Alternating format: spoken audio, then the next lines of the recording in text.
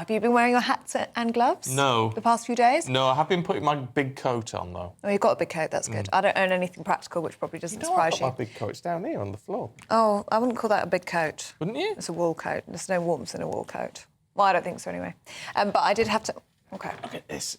Listening on the radio, you don't know what I'm missing. It's a nice wool coat, yeah. It's lovely, that. I think you need a big puffer for days like today. Oh, no, I don't like them. But actually, I was in London for my birthday on Wednesday, as you well know, and I had to stop in the shops for a hat, gloves and scarf because I was just frozen. Oh, dear. I wasn't coping very well with the elements. It's because it's been freezing. Yes. You might need them this weekend as well because forecasters are warning that Storm Bert is going to bring heavy snowfall, rain and winds of up to 70 miles per hour to the UK. Oh, it's the second named storm of the season, which has already seen hundreds of schools close as it sweeps in, bringing freezing temperatures and snow, as you would have seen in the week. Well, as you can expect, disruption will be occurring this weekend, with the Health and Security Agency issuing amber cold weather alerts for much of England, ending at 6 p.m. tomorrow.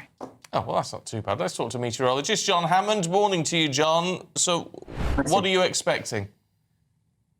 Well, we're going to lurch, actually, from one set of wintry hazards to another, actually. As you mentioned, it's the cold, it's the frost, it's the snow, which has affected various parts of the country over the last couple of days. Still very cold out there at the moment. There are still some sleet and snow showers dotted around. Actually, there are some that are drifting all the way down into the London area. So if you open up the curtains over the next hour or two and you see a whirl of flakes, don't be too surprised. Although the impacts from these are pretty limited, it'll just look very pretty, I think, for one or two places, even across the southeast first thing this morning. And there are these sorts of scenes elsewhere across the country from the snowfall we've seen earlier on this week. For all of us, it's still cold. Temperatures generally are hovering close to freezing at the moment, so ice is an issue.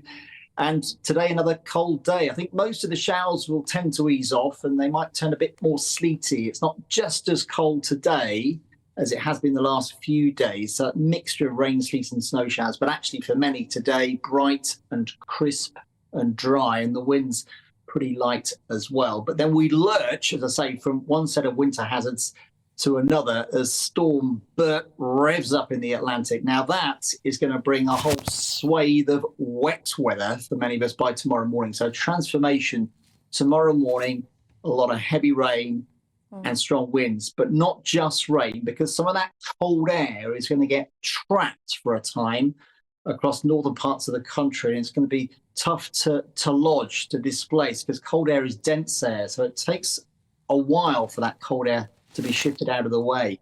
And that presents a problem because as that rain arrives tomorrow morning, it will turn to snow. So another period of quite heavy and persistent snow, we think, primarily across northern England, especially to the east of the Pennines, so up through parts of the Vale of York, so likes of York up into northeast England, Newcastle, places like that could be impacted by a few hours of heavy snow through tomorrow. And then onwards up into eastern Scotland, the sort of southeast Highlands up into the Grampians. Here we could see some really impactful snowfall through tomorrow. For other areas, snow limited to the highest ground of North Wales, Northern Ireland, Scotland, but it will all eventually turn back to rain. And actually tomorrow, for most places, rain will be the main player, rain and strong winds as Storm Bert whistles up to the west of Scotland. So we go from ice and snow hazards to wind and rain hazards in this weekend. And actually, as we go through to Sunday, further heavy rain to come across the more southeastern parts of England. So I think flooding will be an issue for some places, particularly where you've got a lot of snow on the ground, which is going to melt very, very rapidly. And wind will be an issue. Winds gusting up to, 60, 70 miles an hour in some places. So that combination of wind and rain, I think, is going to make the headlines later on this weekend. Snow and ice will have gone by Sunday into Monday. And then beyond that, into next week, we lose the mild there and we're back into chilly conditions. So we might be talking about frost again and some wintry showers next week. That's a long way off. It's all happening. It's very early in the season, isn't it, John, for snow? Is that a sign of things to come this winter, do you think? I mean, it is. It is quite early. You don't normally see snow causing so many impacts in November. It's not unheard of. In fact, I can remember snowfall in late October, but that's very rare.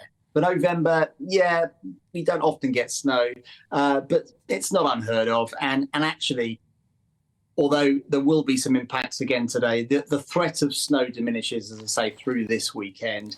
And something more traditional in terms of severe weather, wind and rain, is going to be the problem. And I think for many of us who are probably out Christmas shopping, it's just going to be miserable. You won't need your woolly coats necessarily by Sunday. You'll need something waterproof, I think, Ellie, because that's the kit you'll have to wear later on this weekend. But as I say, as we go into next week, there are indications that cold air could come back again, Ellie. So is it a sign of things to come? We can't look too far ahead into sort of Christmas, dare I say. But certainly it does look as if cold air will be there or thereabouts as we head towards the end of the month and perhaps into the early days of December. Whether that cold air will last until the big day, I'm not going to commit to that one. You won't be surprised to hear. No, don't blame you. John, good to see you. Thank you. Thank you. Miserable as it is. Yeah. I bet it's beautiful up where you are, though.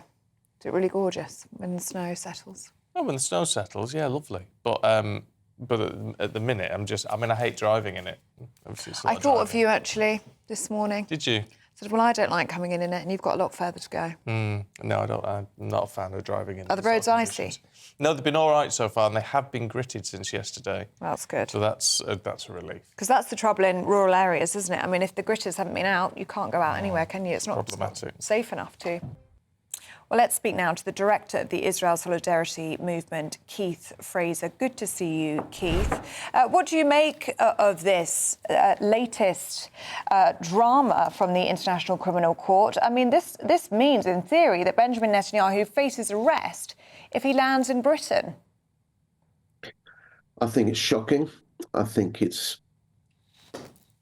shocking, and I think it's laughable, to be honest. Israel is fighting one of the most difficult wars in the history of warfare. One of the most difficult wars in an area which is effectively a terrorist enclave.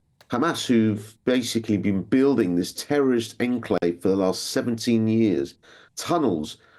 They've got 500. They've had 500 kilometers of tunnels, which is greater than the London Underground. They haven't been using it for getting to A to B. They've been using it to store their weapons, protect their fighters, not their civilians. And Israel has had an impossible job. You've got people like John Spencer, who's the leading voice in urban warfare worldwide, who's been there on the ground, who's seen and said that Israel has taken unbelievable steps to protect civilian life, millions of leaflets, text messages, phone calls, etc. And yet the ICC has taken this decision by effectively the prosecutor, who promised he wouldn't take a decision until he's visited Israel and the situation there on the ground. He didn't visit. One of the reasons was because of these sexual abuse allegations that suddenly came out, and he decided not to go, but he still went ahead and prosecuted Israel. It is laughable. And I tell you what, it is so laughable that the world and the ICC will reap what this decision sows, because it would encourage jihadist terrorist organizations like Hamas, backed by the Islamic Republic of Iran, who effectively want us next. That is the facts. Of course, this is about whether or not the Israeli response to the horrors of October the 7th were proportionate. I mean, some of the charges against Netanyahu and Mr. Gallant, who, of course, is, up until very recently, his defence secretary, included the war crime of starvation as a method of warfare, murder and persecution. Now, of course, that is all, one would imagine, in relation to the fact that the people of Gaza have been stuck in this situation, unable to move, and really not a lot of aid being allowed to get through. Well, who do you blame? Do you blame Israel for defending itself against the most heinous crimes seen in the history of humanity, even above what the Nazis did? Well, you look at this nonsense about starvation. There are hundreds of trucks going into Gaza daily, and much of it is being looted by Hamas. Hamas has made almost $1 billion because of the aid that it has been stealing and looting. You know, at the end of the day, you've got 750,000 tons of food that have gone into Gaza, and apparently there's over 3,000 calories a day for each Gazan.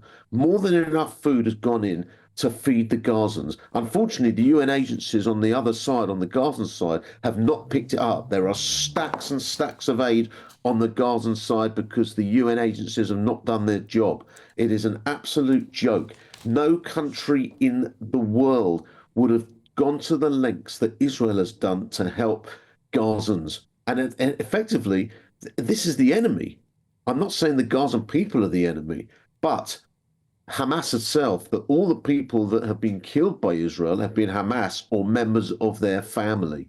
So I'm sorry, at the end of the day, Israel has effectively been doing their utmost to help the civilians. They've given them leaflets, they've dropped millions of leaflets, text messages, phone calls to get them out of harm's way. But Hamas has enabled the people and made sure that they've been in harm's way. There's not been one bomb shelter in Gaza, but there's been 500 kilometers of tunnels. Why? Answer that. Well, that we cannot do, but it's good to talk to you. Keith Fraser, thanks very much indeed. This all comes actually as the United Nations warned yesterday that Palestinians are facing diminishing conditions for survival in parts of northern Gaza under siege by Israeli forces. They say no aid, virtually no aid, has been delivered there in 40 days. But it raises very serious questions about, I mean, in the middle of warfare is not nice. Of course it isn't. And for ordinary Gazans, it's been horrifically difficult. Of course it has. But then if you're going to say, as our Prime Minister has done, well, Israel has the right to defend itself, but then You respect the decision of the court. Yeah, it's very difficult. And I mean, President Biden has said it's outrageous, and I think a lot of people would agree with that. Anyway, let us know your thoughts, gbnews.com/yoursay.